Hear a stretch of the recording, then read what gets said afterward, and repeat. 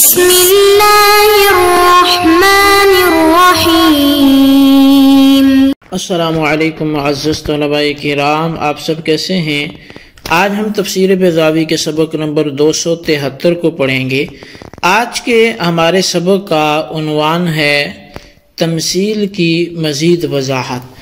آج کے ہمارے سبق کی جو عبارت ہے وَلِذَلِكَ شَاعَتِ الْأَمْثَالُ فِي الْكُتُبِ الْإِلَٰهِيَّةِ سے شروع ہوتی ہے۔ اصل میں ہمارا جو سبق چل رہا تھا یہ اسی کا اگلا حصہ ہے۔ بات یہ چل رہی تھی کہ اللہ تبارک و تعالی نے جو منافقین کی مثالیں بیان فرمائی یا مچھر یا مکڑی کا کہیں ذکر فرمایا، تو کفار نے یہ بولا کہ یہ رب کیسے ہو سکتا ہے کہ جو چھوٹی چھوٹی چیزوں کی مثالیں بیان فرماتا ہے؟ تو اللہ تبارک و تعالی نے یہ اسی کے رد پر فرمایا ہے کہ وہ اللہ ہے جو مچھر کی مثال بیان فرمانے سے شرماتا نہیں ہے، کیونکہ مثال کا جو اصل مقصد ہے وہ ممثل کی عظمت یا حقارت نہیں ہوتا، ممثل لہو اور تمثیل میں آپس میں مناسبت ضروری ہوتی ہے۔ تو اسی تناظر میں فرماتے ہیں کہ اس طرح کی جو مثالیں ہیں وَلِذَلِكَ شَاعَتِ الْأَمْثَالُ فِي الْكُتُبِ الْإِلَٰهِيَّةِ، یہی وجہ ہے کہ یہ اس طرح کی جو مثالیں ہیں وہ تو کتب الہیہ میں عام ہیں۔ وَفَشَتْ فِي عِبَارَاتِ الْبُلَغَاءِ، اور جو بڑے بڑے بلغاء اور فصحاء ہیں ان کی عبارات میں بھی ایسی مثالیں جو ہیں وہ عمومی طور پر موجود ہیں۔ وَإِشَارَاتِ الْحُكَمَاءِ، اور جو حکماء حکیم لوگ ہیں ان کے اشارات میں بھی آپ کو اس طرح کی مثالیں ملیں گی۔ فَيُمَثَّلُ الْحَقِيرُ بِالْحَقِيرِ كَمَا يُمَثَّلُ الْعَظِيمُ بِالْعَظِيمِ وَإِنْ كَانَ الْمُمَثِّلُ أَعْظَمَ مِنْ كُلِّ عَظِيمٍ، تو پس جو مناسبت دیکھی جائے گی وہ حقیر کو حقیر کے ساتھ مثال کے ذریعے بیان کیا جائے گا، جیسا کہ عظیم شے کو عظیم کے ساتھ تمثیل دی جاتی ہے اگرچہ ممثل ہر بڑے سے بڑا ہو۔ کما مثل فی الانجیل، جیسا کہ انجیل میں مثال دی گئی غل الصدور بالنخالۃ، سینے کے بغض کو بھوسے کے ساتھ، والقلوب القاسیۃ بالحصاۃ، اور سخت دلوں کو پتھر کے ساتھ، ومخاطبۃ السفہاء بإشارۃ الزنابیر، اور جاہلوں کو بیوقوفوں کو خطاب کرنے کی تشبیہ دی گئی بھیڑوں کو چھیڑنے کے ساتھ۔ وجاء فی کلام العرب اسمع من قراد، اور اہل عرب کے کلام میں بھی اس طرح کی تمثیلیں آئی ہیں جیسے اسمع من قراد، چیچڑی سے زیادہ سننے والا۔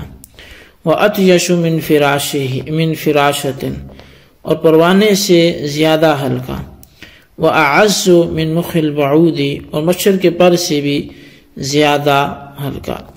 لا ما قالت الجہلۃ من الکفار، نہ وہ کہ جو کفار جاہلوں نے اعتراض کیا کہ لما مثل اللہ حال المنافقین بحال المستوقدین واصحاب الصیب وعبادۃ الاصنام فی الوہن والدوف بیت العنکبوت وجعلها اقل من الذباب واخص قدرا منه۔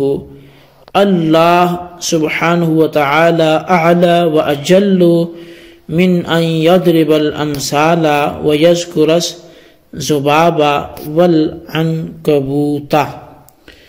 پس جب اللہ تبارک و تعالی نے منافقین کے حال کو تشبیہ دی ان آگ جلانے والوں کی حالت کے ساتھ اور بارش والوں کی حالت کے ساتھ، اور بتوں کی عبادت کو ضعف ناتوانی میں مکڑی کے جالے سے تشبیہ دی، اور ان کو مکھی سے بھی چھوٹا اور حقیر ٹھہرایا، تو خدا کی ذات اس سے برتر ہے منافقین کافروں نے کہا کہ وہ مثالیں بیان کرے اور وہ تذکرہ جو ہے وہ مکھی اور مچھر کا کرے۔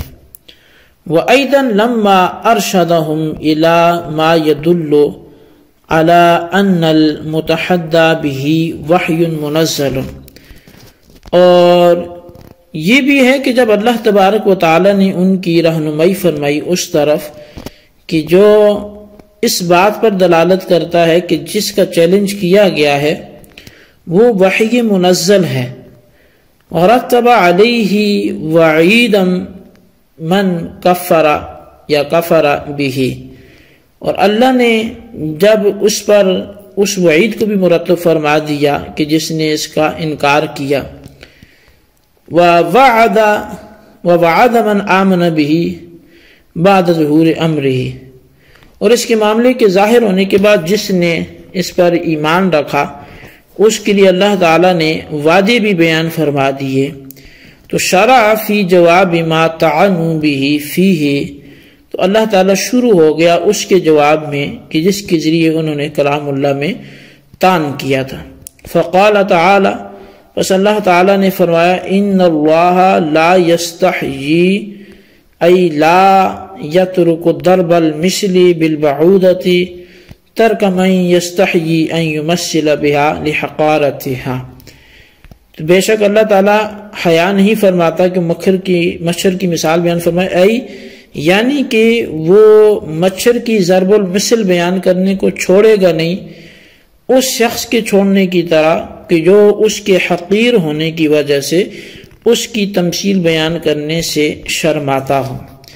جی طلبہ کرام، یہ تھی ہمارے آج کے سبق کی عبارت اور اس کا ترجمہ۔ اب آئیے اس کی وضاحت کی طرف ہم بڑھتے ہیں۔ تو سب سے پہلے مصنف علیہ الرحمہ وہ یہ فرماتے ہیں کہ تشبیہ کی مذکورہ بالا جو افادیت ہے اس کی وجہ سے جو الہامی کتابیں ہیں، آسمانی کتابیں ہیں، تو ان میں بھی اور اہل فکر و دانش، بلغاء، حکماء، ان کے کلاموں میں بھی جو تشبیہات ہیں ان کا جو ذکر ہے یا تمثیلیں ہیں ان کا ذکر وہ بکثرت ملتا ہے۔ انجیل میں ہے کہ لوگوں چھلنی نہ بنو، جو آٹا تو نکال دیتی ہے اور بھوسی تھام لیتی ہے، اب وہ آٹا جس سے چھانا جاتا ہے وہ چھلنی نہ بنو۔ اسی طرح تمہارے منہ حکمت کی باتیں نکال دیتے ہیں اور تمہارے سینے اپنے اندر وہ کینے اور بغض کو رکھ لیتے ہیں۔ تو مطلب یہاں پر انسان کو چھلنی سے تشبیہ دی گئی ہے اور کینے کو بھوسے سے۔ اسی طرح دوسری جگہ ارشاد ہوتا ہے کہ لوگوں تمہارے دل پتھروں جیسے ہیں جو آگ میں پگھلتے نہیں، پانی میں نرم نہیں ہوتے، ہواؤں میں اڑتے نہیں۔ اور اسی طرح فرمایا کہ بھیڑوں کو نہ چھیڑو تمہیں ڈس لیں گی، ناتوانوں سے نہ بولو تمہیں ذلیل کر لیں گے۔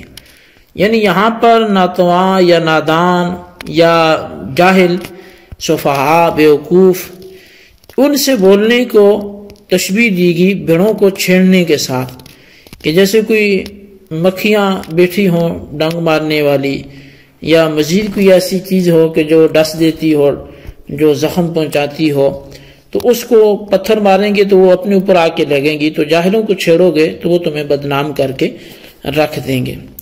اسی طرح کلام عرب سے بھی انہوں نے کئی مثالیں دی، جیسے اسمعو من قراد، اطیش من فراش، اسی طرح عاز من مخل بعود، یہ سارے کے سارے جو فقرے ہیں وہ اہل عرب جو ہے لوگوں کے لیے بطور تمثیل کی ان کو بیان کرتے تھے۔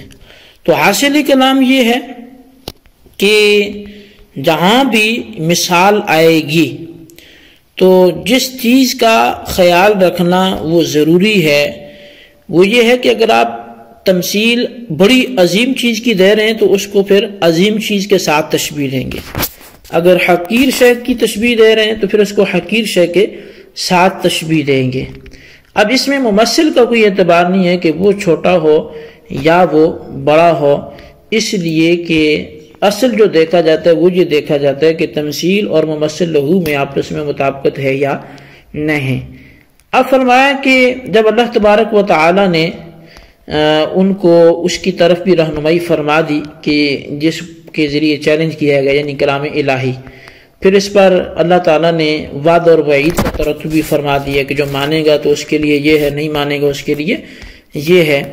اب اللہ تبارک و تعالیٰ شروع ہوا ان کے اس اعتراض کے جواب میں جو انہوں نے اس کلام میں بطور تان کیا تھا، تو پھر اللہ تعالیٰ نے لا یستحیی ان یضرب مثلا ما بعوضہ فرمایا۔ جی طلبہ کرام، یہیں تک آج کے سبق کو موقوف رکھتے ہیں، آئندہ ہم ایک نئے سبق سے حاضر ہوں گے۔ جتنا پڑھا اس کو اچھی طرح یاد رکھیں۔ اللہ تبارک و تعالیٰ سے دعا ہے جو کچھ ہم نے پڑھا سنا سے یاد رکھنے کی توفیق نصیب فرمائے۔ آمین بجاہ النبی الامین صلی اللہ علیہ وسلم۔